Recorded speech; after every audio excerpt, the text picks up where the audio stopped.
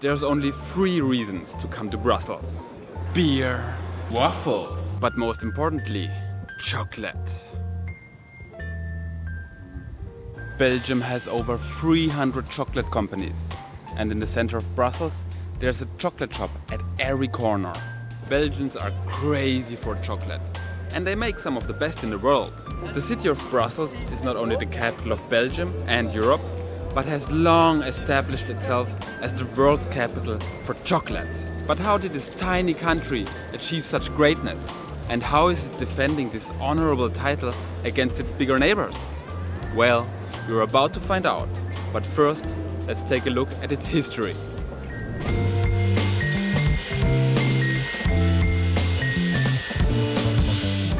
The first trace of chocolate in Belgium, as for the rest of Europe, dates back to the 17th century. Back then, chocolate was a rare good and very expensive, which only wealthy people could afford.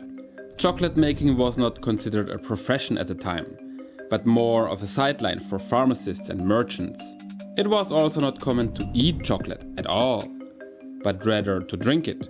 Only in the beginning of the 19th century, manufacturers worked out how to remove the cacao butter and make the solid form of chocolate we know today.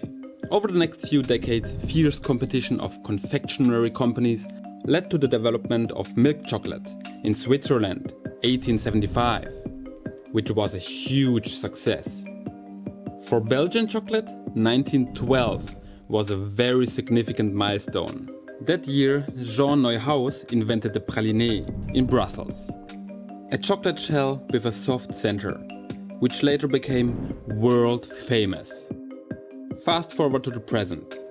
Belgium is, together with Switzerland, still at the forefront of the chocolate industry. Jean Neuhaus invented the praliné over 100 years ago, which is still to this day the favorite way to eat chocolate for Belgians.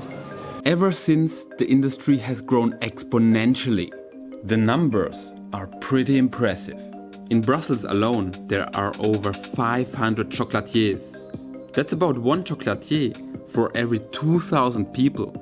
The country has over 2,000 chocolate shops and 16 chocolate museums.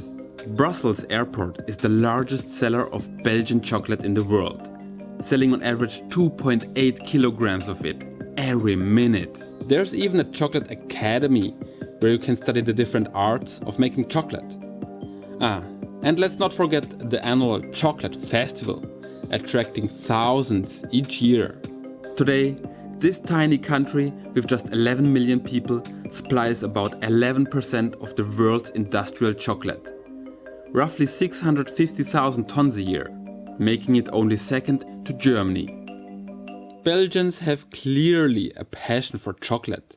That's why they make such good one. But the government has also set regulations that demand a minimum of 35% cacao content in chocolate, which is 10% higher than in the rest of Europe. It's also not allowed to use cheaper vegetable fats to replace the more expensive cacao butter, which is very common in low-quality chocolate. The competitive advantage of Belgian chocolate exporters comes from a focus on core competences. They want to master the art of making chocolate, to make it as good as possible, no matter the cost. In a time where markets are flooded with cheap, low-quality products, higher quality is a powerful force in explaining the export success of Belgian chocolate.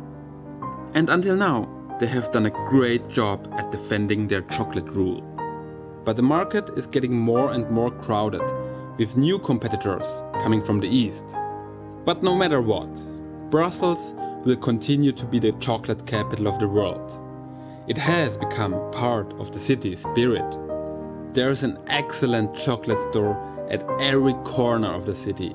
And that's why I spent €150 on chocolate last weekend. No regrets.